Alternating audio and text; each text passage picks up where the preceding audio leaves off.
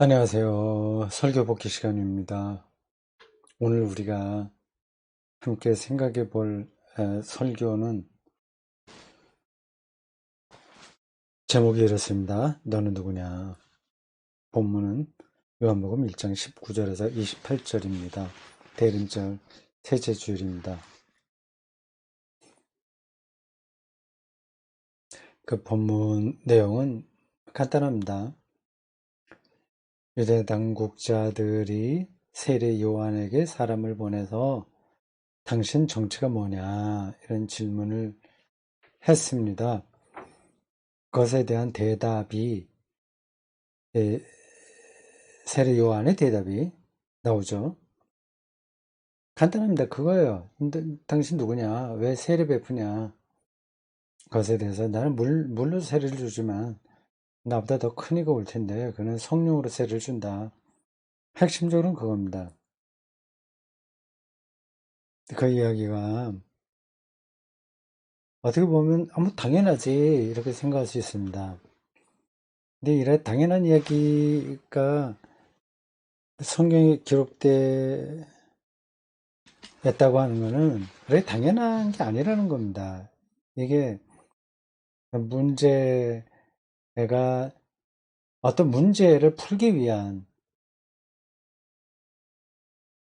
이야기라고 할 수 있죠. 말이 적당한 표현인지 모르겠습니다.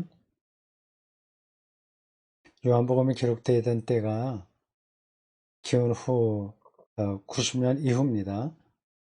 설교 시간에 얘기했어요. 그 시기가 기독교에서 특별한 때라고 말이죠. 유대교로부터 이제 독립하는 때죠. 그때 어떤 신학적인 이슈가 있어서 그걸 이제 푸는 겁니다. 근데 전체적으로 본다면 예수가 그리스도다, 하나님의 아들이다 라는 사실을 요한복음 기자가 주로 헬라 사상의 영향을 받은 독자들을 대상으로 쓴 겁니다. 근데 우리가 읽은 이 대목만 본다면 세례가 핵심 이슈였습니다. 이 성경 텍스트를 읽을 때 우리는 두 가지를 염두에 둬야 됩니다. 그 텍스트가 말하고 있는 그 장면을 알아야 되는 거고, 또 하나는 그 텍스트를 기록한 사람과 그 시대를 알아야 되는 겁니다. 이 둘 사이가 차이가 있거든요. 이 사건이 벌어진 건 기원 후 30년이죠. 예수님이 공생의 활동을 시작하기 바로 직전이니까요. 요한복음이 기록된 건 훨씬 후대입니다. 한 60년 후니까 상당히 간극이 크죠. 그리고 그 사이에 엄청난 일들이 벌어졌습니다. 뭐 그렇다는 거를 늘 이제 염두에 두시기 바랍니다. 그 텍스트가 다루고 있는 그 사건 자체가 뭐냐 하는 것도 봐야 되고, 그것을 기록한 당시에 교회 안에서의 신학적인 문제 제기가 뭐였나 그런 것도 좀 같이 봐야 됩니다. 뭐 별로 중요하지 않은 건데 이건 이제 설교자가 알아야 될 부분이겠죠. 오늘 이 설교 전체 짜임새가 탄탄하지는 못했던 것 같습니다. 나중에 생각해 보니까 좀 그래요. 이 설교문을 필요로 하는 사람들에게 제가 토요일 날 미리 주는데 그 설교문이 완성된 건 아닙니다. 그때까지 완성된 거고 그 뒤로도 좀 고치기도 합니다. 어떤 때는 좀 크게 고치기도 하고 어떤 때는 토시, 문장 이런 것만 다듬기도 합니다.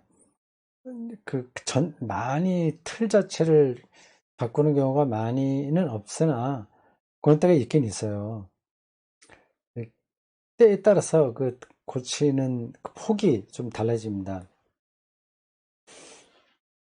이번 설교에서는 그 틀 자체를 크게 바꾼 건 아닌데 부분적으로 좀 토요일 날 전달했던 텍스트하고는 차이가 있게 고쳤습니다. 근데 다 설교도 끝나고 그냥 뭐 이렇게 생각을 좀 해보거든요. 그러니까 설교문을 기록할 때의 느낌하고요. 그걸 교정해서 이제 완료했을 때의 느낌하고, 그래서 주일날 아침에도 제가 다시 한번 읽어봅니다. 그때의 느낌, 그래서 설교했을 때의 느낌, 이게 좀 다 달라요. 이게 자연스러운 건지, 여전히 설교자로서 부족한 게 많아서, 그 일관성이 떨어지는 건지, 그거는 잘 모르겠는데, 하여튼 저의 경우는 그렇습니다. 이번에는 이제 딱 끝내고 설교하면서도 그런 걸 좀 느꼈어요. 설교문을 작성할 때는 그렇게 많이 느끼지 않았는데 설교하고 그 다음에 또 좀 생각이 나지 않습니까? 설교하던 그때의 느낌과 또 끝난 다음에 집으로 돌아오면서 느끼는 것들, 그런 걸 이제 종합해서 본다면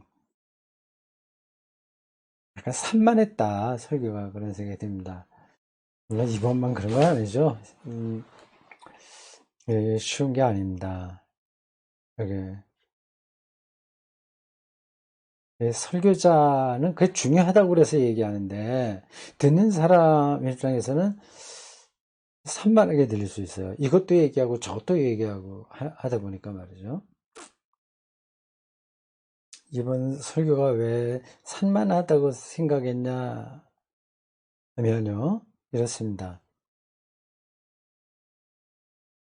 이 두 가지가 강조됐어요. 이 두 가지가 강조되면 듣는 사람 입장에서는 조금 일관성이 떨어지게 되는 거죠. 일관성이 떨어진다기보다, 하여튼 그래서 뭘 얘기하려고 하는 거지? 뭐가 중요하다고 하는 거지? 생각할 수 있습니다. 뭐 그렇게 생각도 안 하게, 뭐 모두가 그렇게 생각한다는 게 아니라 그렇게 생각할 수도 있는 겁니다. 이 두 가지, 한 가지만 이렇게 모아져야 되는데, 한 가지 주제로 이렇게 포커스가 맞춰져야 되는데, 두 가지가 돼버렸어요. 설교 작성하고 하다 보니까. 두 가지가 뭐냐면 이렇습니다. 하나는 물 세례와 성령 세례. 그 물 세례는 세례와 속한 거고, 성령 세례는 예수에게 속한 건데, 이 차이점을 제가 설교 시간에 설명했습니다. 그건 제가 잘했다고 봐요. 그거만 갖고 설교를 했던 게 오히려 낫죠. 굳이 어, 한 편의 설교라고 한단 말이죠. 그렇게 했어야 되는데, 물 세례와 성령 세례. 물 세례는 윤리 도덕의 변화라고 한다면, 성령 세례는 존재의 변화다. 그거를 덜하기보다도 그것을 한정해서 설교를 끌고 나갔으면 좋았죠. 근데 또 하나의 주제가 들어 있습니다. 그게 설교 제목을 정할 때 나왔던 거예요.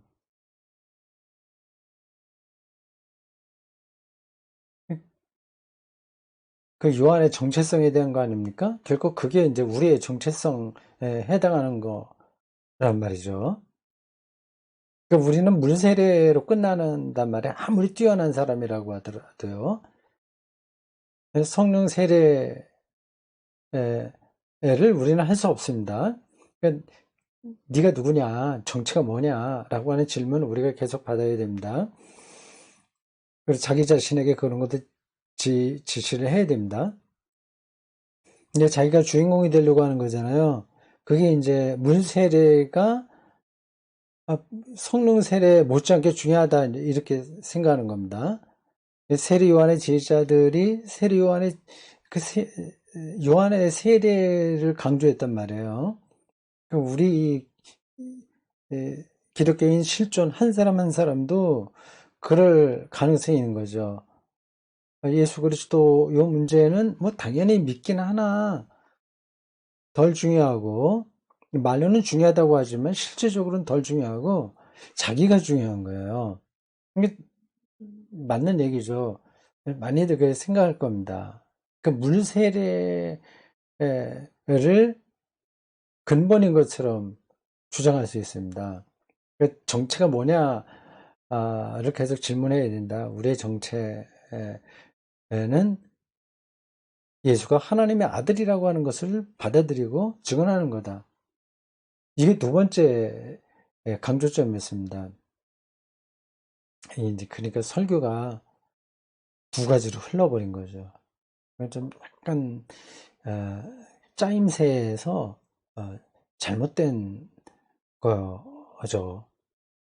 끝나고 보니까 왜 이렇게 두 가지를 내가 얘기했을까 하는 생각이 듭니다. 그래서 설교 제목을 처음에 그렇게 잡았을 때 너무 거기에 연연했던 것 같습니다. 제가 차라리 그 물 세례와 성령 세례 이쪽으로 하든지 아니면 우리의 정체가 뭐냐 하는 것에 더 집중해서 설교하든지 둘 중에 하나를 했어야 되는데 두 개를 같이 다 내 입장에서 중요하다고 생각해서 하다 보니까 약간 산만하게 들지 않았을까 이런 생각을 합니다. 물론 그게 관계가 없는 건 아니었어요. 그렇게 논리적으로 그렇게 가도록 제가 설교를 하긴 했으나 어쨌든 뭐 전체로 볼 때 주제가 분산되었다 그런 얘기입니다. 그렇죠.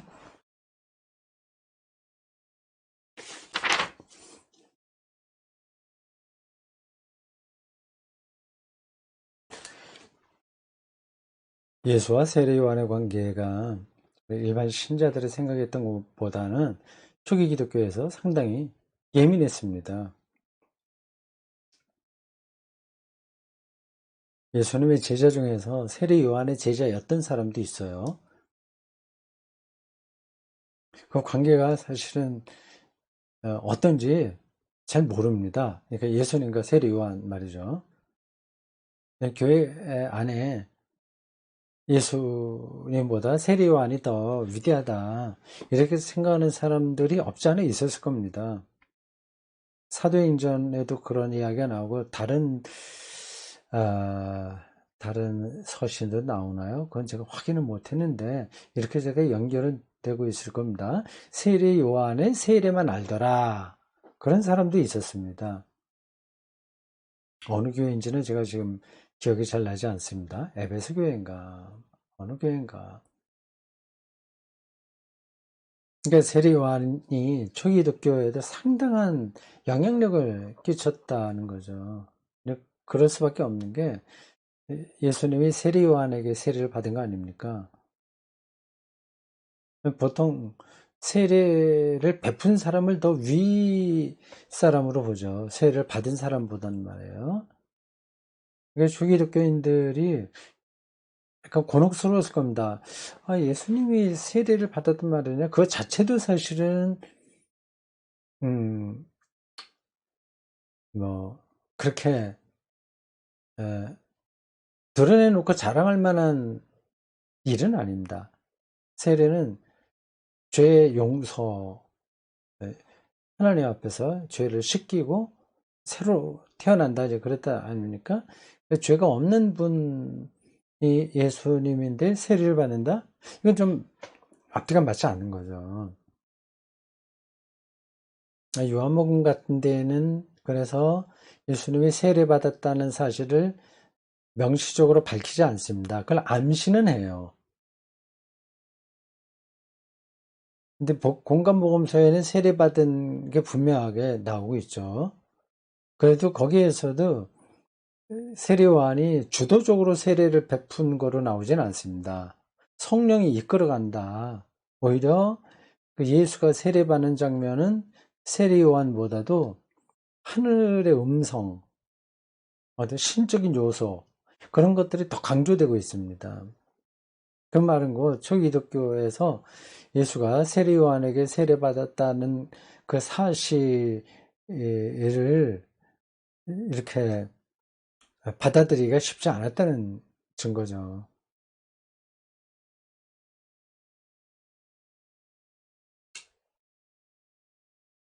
예수님과 세리 요한 사이에는 공통점이 상당히 많습니다. 누가복음 같은 데서는 그 출생도 같이 연결시키고 있습니다. 세리 요한의 출생, 엘리사벳이 나이가 아주 많이 들어서 임신하지 않습니까? 아주 특이한 방식의 임신이었어요. 그 출생에서도 세례 요한은 예수의 선구자였습니다. 이걸 출가해서 하나님의 일을 본격적으로 한 것도 사실 세례 요한이 선구자였죠. 앞섰습니다.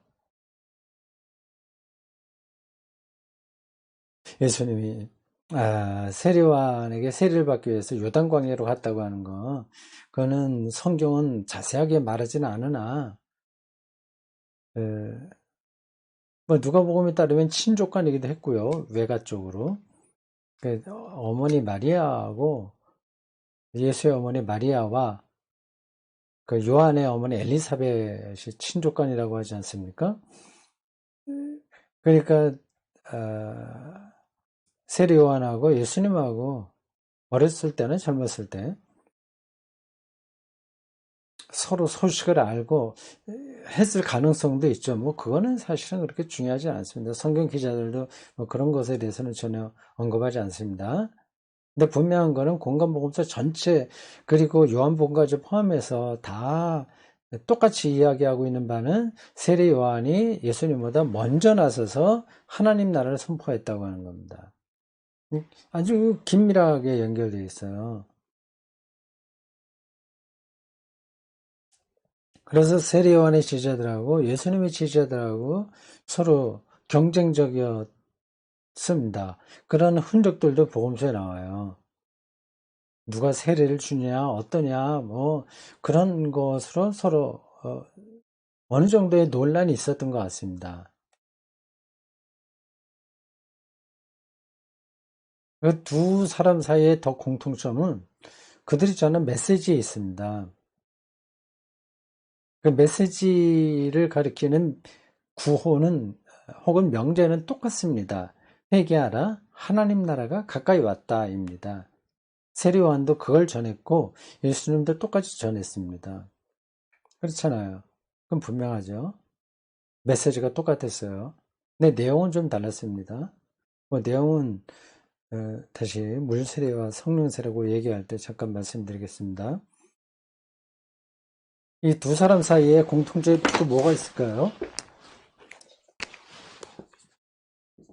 예수와 세례 요한 사이에 뭐 출생에서도 그렇다. 그 다음에 하나님 나라를 선포했다고 하는 점에서도 그렇다. 이런 점에서 다 요한이 리드해 간 겁니다.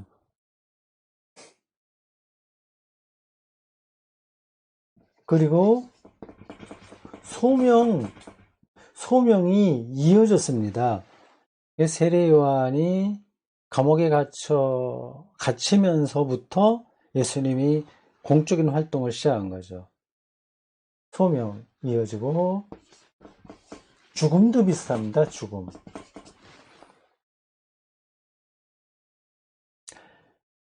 세례 요한은 헤롯 왕의 부도덕한 행위, 뭐 그냥 왕족들에게는 크게 문제가 되지 않는 거죠. 자기 동생의 아내 제수죠. 이혼한 그 제수 씨를 아내로 삼은 겁니다. 헤롯이. 그걸 이제 민중들 사이에서는 다 드러난 거고 또 뭐 쑥덕쑥덕 그 소문이 퍼진 거를 이제 요한이 공개적으로 비판했죠. 그것 때문에 감옥에 갇히게 되고 결국 이제 참수형을 당합니다. 30대 초반입니다. 예수님도 세례요한처럼 뭐 헤롯 왕의 부도덕성을 비판해서 감옥에 갇힌 것은 아니나 거의 그냥 역사가가 볼 때는 비슷한 행동을 한 겁니다.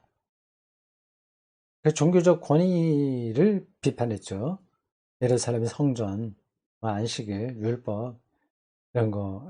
또 오늘 설교에서도 잠깐 제가 인용한 구절에 나와 있듯이 신성모독적인 걸 했고, 그 로마 권력에서 볼 때도 이거는 사회를 소유하게 하는 자다. 신성모독과 사회 소유, 이 두 가지 죄목이에요. 그러니까 헤롯 왕의 부도덕성을 비판한 세례 요한하고 그건 좀 비슷하다고 볼 수 있죠. 기존 체제 권위에 대한 정면 도전이었습니다. 네, 예수님의 구원 사건을 일반 사회 과학적인 말로 설명하는 겁니다. 똑같다는 뜻은 아니나 그 현상들이 그렇게 설명될 수 있다는 뜻입니다. 죽음도 비슷해요. 30대 초반에 비슷하게 죽었습니다. 한 사람은 참수형을 당하고 목이 잘렸고, 한 사람은 십자가 처형, 로마 법에 의해서 죽었고,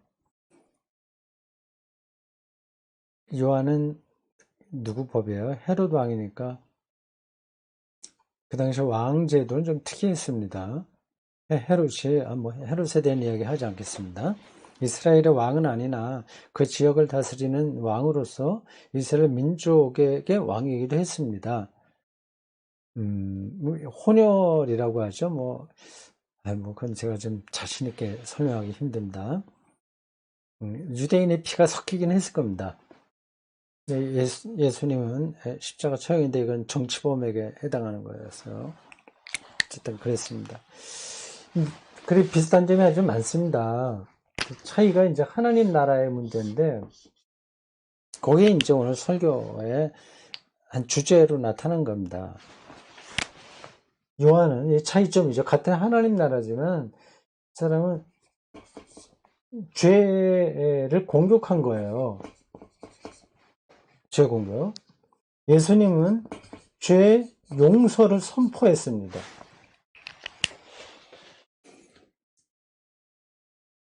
이제 어느 쪽이 더 사람들의 마음에 강한 인상을 남기겠습니까? 당연히 세례 요한의 설교입니다. 그래서 대중성을 확보할 수 있는 거예요. 이건 심리적인 차원에서, 심리학의 차원에서 볼 때도 일리가 있는 겁니다. 이 죄를 저쪽에서 이제 공격을 하잖아요. 근데 그 사람이 형편없는 사람이면 모르겠거니와 상당한 영적 권위가 있는 사람이라고 한다면 그 공격받는 사람들은 크게 영혼이 흔들리게 됩니다. 그리고 새로워져야 되겠다는 각성을 하게 되죠. 이게 큰 경험이에요.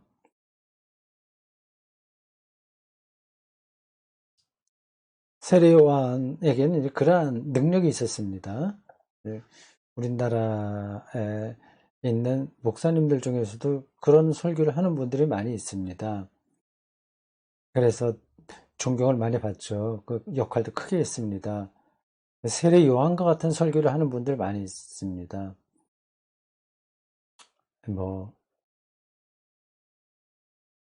실명을 거론해서 그렇긴 합니다만, 옥하는 목사님 같은 분들은 그런 거죠. 세례 요한입니다. 말하자면 이 시대의 세례 요한이죠. 새롭게 살라고 이제 피를 토하듯이 설교했습니다. 그게 대중들에게 강하게 어필하게 되는 겁니다. 세례 요한에게 사람들이 와서 세례받고 뭐 등등, 그건 여러분들 잘 아실 거고요. 크게 영향을 끼쳤습니다. 죄를 공격한 거예요. 인간이 도덕적인, 윤리적인 죄에서 벗어난 사람이 하나도 없기에 뻔뻔한 사람이 아니라 아주 영적으로 높은 수준에 있는 사람이 그런 얘기를 하면 감동받게 되어 있습니다.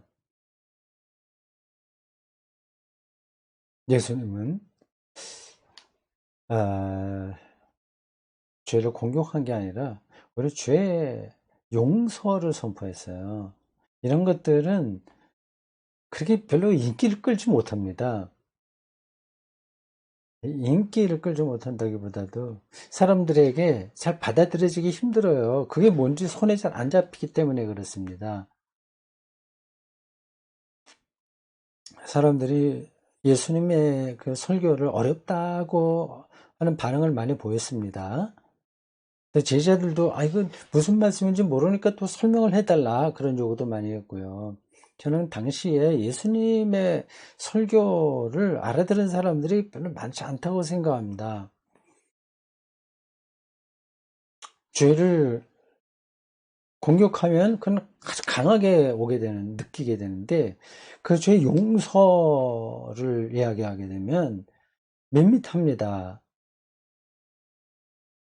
그리고 이 죄 용서가 자칫하면 값싼 은혜에 떨어질 수도 그런 오해의 그 여지도 있어요.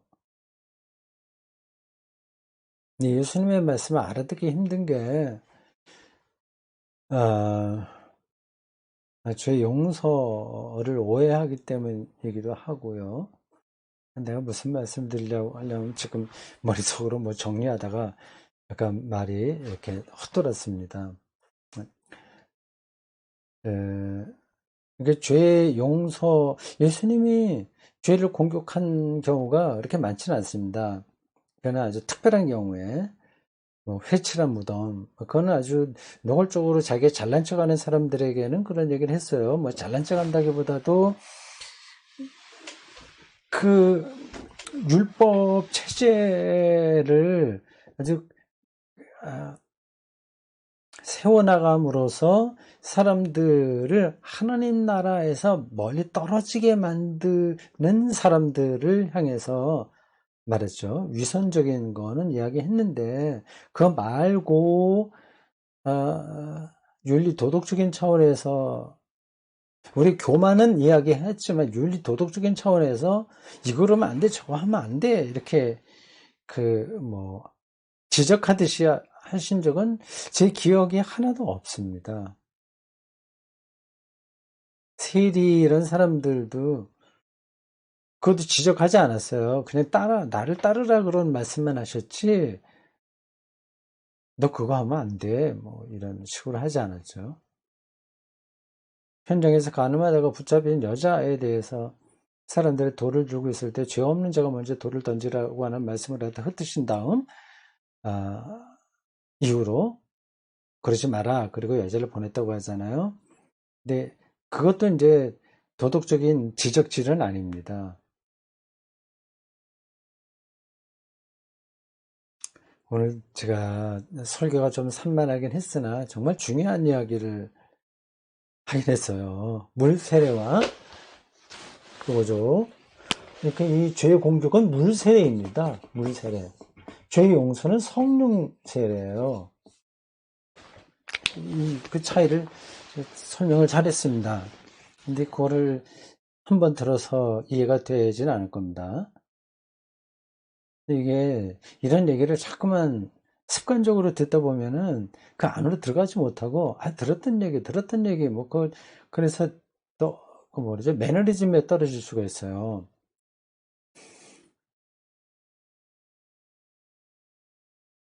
죄 용서 이 부분은 두고두고 더 생각을 해야 됩니다. 예수님의 비유도 다 그런 이야기예요. 포도원에서 일꾼들을 부르는 이야기도 있지 않습니까? 아침부터 와서 9시간 일한 사람이나 오후에 와갖고 4시간 일한 사람, 그리고 거의 끝날 때 와서 1시간 일한 사람에게 똑같이 한 데나리온씩 나눠주지 않았습니까? 그러니까 하루 종일 일한 사람이 이제 기분 나빠한 거죠. 왜 기분 나빠하냐? 주인 마음대로 그걸 주는 건데 왜 네가 그것 때문에 마음에 이렇게 시험이 들리냐, 그런 말씀을 하셨어요. 그러니까 능력이 없어서 1시간밖에 일하지 못한 사람도 똑같이 하루 일당은 필요하다는 겁니다. 이게 하나님 나라의 속성인 거죠. 그게 바로 죄 용서하고 비슷한 겁니다. 이 죄라고 하는 말을 이렇게 도덕적으로 요거 잘해서 잘못해서 그런 차원에서 생각하시면 그런 협의로 보는 겁니다. 생명을 위축시키는 세력이 죄거든요. 그 우리가 인간답게 살게 하지 못하는 그 틀, 그 체제 이런 것들이 죄입니다. 그건 개인적으로도 그렇고 사회적으로도 그렇습니다.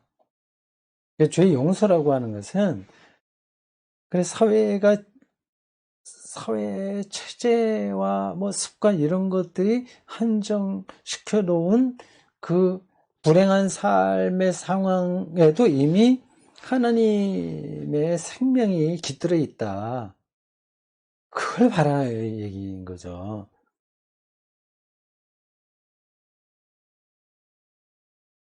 네, 이게 설득력이 있을까요? 맞는 얘기가 될까요?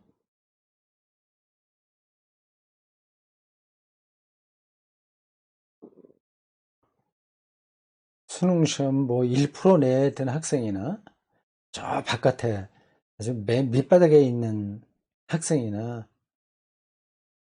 똑같이 생명 충만하게 살 수 있다.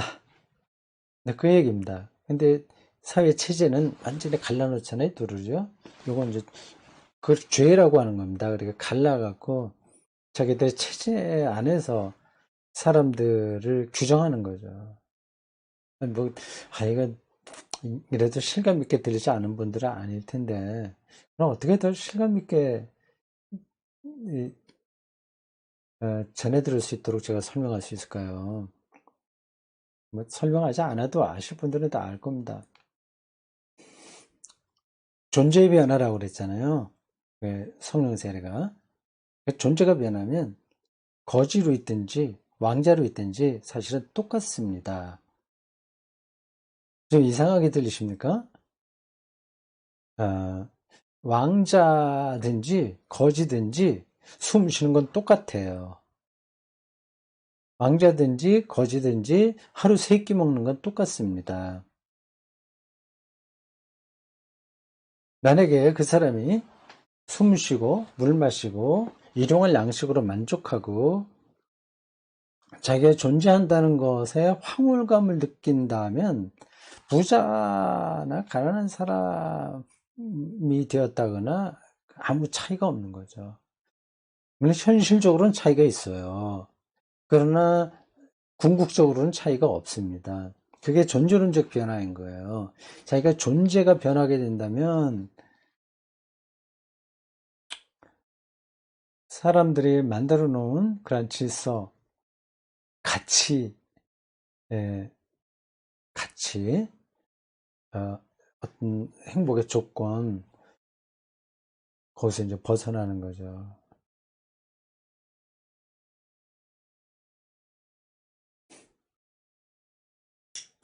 요즘 그 아파트, 부동산, 이 문제 때문에 시끄럽죠. 얼마 전에 그 문 대통령이 14평짜리 임대 주택, 거기 가서 뭐 얘기했다고 한 걸 또 트집 잡아서 비판하는 사람들이 있어요. 매스컴이 지금 참 문제인데, 좋은 뜻으로 우리 얘기하더라도, 야, 그 대통령 너는 저 뭐 두 사람만 살 텐데 왜 그 대통령 이제 끝난 다음에 내려가서 살게 될 그 집을 그렇게 크게 짓냐? 경호동 하는데 경호 집을 지는데 그래 돈 수십억씩 쓰냐? 그리고 네 식구가 어떻게 14평에 사냐? 그리고 다들 자기 아파트를 원하고 그래서 돈 벌고 싶어 하는데 어떻게 평생 임대주택에 들어가 살면서 만족하란 말이냐? 네, 이런 비판하는 겁니다.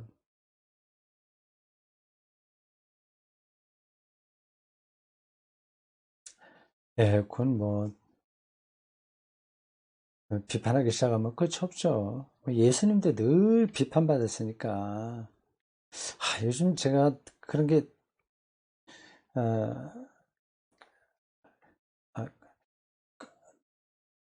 아, 뭐라고 표현해야 되나? 이해가 안 되는 부분들입니다. 다 지성인들이잖아요. 근데 완전히 어떤 세계를 보는 시각이 달라요. 어느 정도 약간의 방향이 다르면 이해가 되겠는데 완전히 다르니까 와, 이거 어떻게 돼서 이렇게 다르게 볼까? 참 이해가 좀 잘 안 됩니다. 근데 그쪽에서 저를 보면 또 그렇게 될 거예요. 그러니까 문재인 대통령이 하는 일이 모든 게 못마땅한 겁니다. 어떻게 그렇게 세계를 볼까? 다 이제 지성인들인데 좀 이해가 좀 잘 안 됩니다.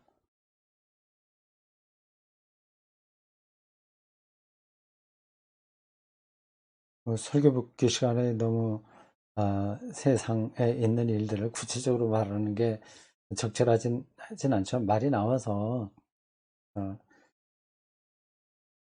이야기해야 되겠네요. 뭐 조국 사태, 뭐 조국 사태라고 말하기도 그렇긴 한데 조국 법무부 장관 했던 사람 얽힌 이야기 있지 않습니까? 근데 정반대잖아요, 이게. 같은 지성인인데도. 그냥 여론에 따라서 왔다 갔다 이렇게 하는 사람들이라면 이해가 돼요. 태극기 부대가 이렇게 얘기하는 거는 뭐 이해가 됩니다. 내 대학의 교수들, 뭐 이런 사람들까지 나서서 이렇게, 왜 그렇게 판단이 이렇게 다를까 이해가 안 됩니다. 그러니까 그 분들 눈에는 이제 조국이 뻔뻔한 사람이 되잖아요. 그리고 국정을 농단한 사람이라고 자꾸만 얘기하지 않습니까? 근데 제가 보기에는 뭐 국정 농단하는 것도 없고, 그렇게 법무부 장관을 하지 못할 정도의 하자가 있는 것도 아닌데, 왜 이렇게 생각이 다른지. 그게 참, 음, 좀 요즘 더 인간에 대한 이해가 참 내가 부족했구나 하는 생각이 듭니다. 누가 옳다 그르다를 얘기하는 게 아니라 왜 이렇게 똑같은 사안을 두고 정반대로 생각을 할까 하고 하는 거죠. 보세요. 그 이런 거 아니겠습니까? 그 비판하는 쪽에서는 뭐 비판 안 받을 사람이 어디 있습니까? 누구나 다 비판 이 안 받을 게 없죠. 다 비판의 대상이긴 합니다. 근데 조국 전 법무 장관이 겉으로는 뭐 사회 정의 뭐 이런 거 얘기하고 전혀 그렇지 않다. 위선적이었다. 자기가 챙길 거 다 챙기고, 뭐, 기득권자로서의 그런 거 다 누렸다. 뭐 그거 아니겠습니까? 그런데다가 불법적으로 뭐 했다고 하는데 그 불법이 얼마나 했는지 그것까지는 제가 자세하게 모르겠어요. 주식 문제, 뭐, 하여튼 뭐 전문적인 용어가 있어 제가 잘 모르겠습니다만은 이런 것 같아요.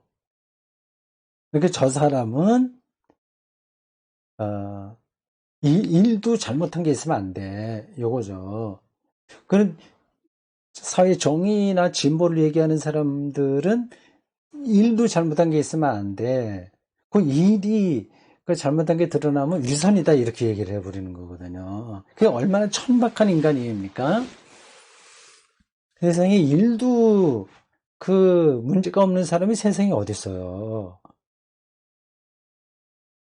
전체적으로 볼 때, 저 사람은 한 6 정도는 괜찮아. 4가 좀 문제가 돼. 그러면, 뭐, 그런 사람이네 생각하면 돼요. 근데 그런 걸 용납하지 않는 것. 예, 절대적인 잣대로 상대방을 평가하는 태도들이 그 어떤 지성인들에게 있는 것 같습니다. 그 말고도 다른 원인들도 있을 것 같은데 뭐 그런 것까지는 제가 말씀드리지 않겠습니다. 네, 여기까지 이야기가 흘러왔죠. 네, 물세례와 성령세례 얘기하다 그랬습니다. 네, 뭐 그만두겠습니다. 여기서 뭐 제가 결론을 내려야 될 자리도 아니니까 넘어가도록 하겠습니다. 설교 제목이 너는 누구냐 요거였습니다. 요것만 정리를 해야 되겠네요. 이런 질문이 우리들에 꼭 필요하다. 이것은 내가 나의 정체성을 어디서 찾고 사느냐 이제 그런 질문이거든요. 예. 내가 누구냐? 나의 정체성이 뭐냐? 요한의 대답에 있다. 그 말씀드린 거예요. 나 자신, 나는 기껏 해봐야 물세례로 사는 겁니다. 물세례. 그걸 뭐 잘났다고 떠들 필요가 없어요. 예수에게 나타난 예수가 어, 선포한 그 메시지, 그가 이제 하나님의 아들이라고 하는 사실, 그 하나님 아들이라고 하는 게 뭔지 뭐 지금 설명하지 않아도 전달이 됐겠죠. 하나님 그 절대 생명의 근원이라고 하는 사실을 증언하는 자로서의 정체성입니다. 이걸 제가 사실은 설교 시간에 좀 더 얘기하고 싶었었는데 뭐 하지 못했습니다.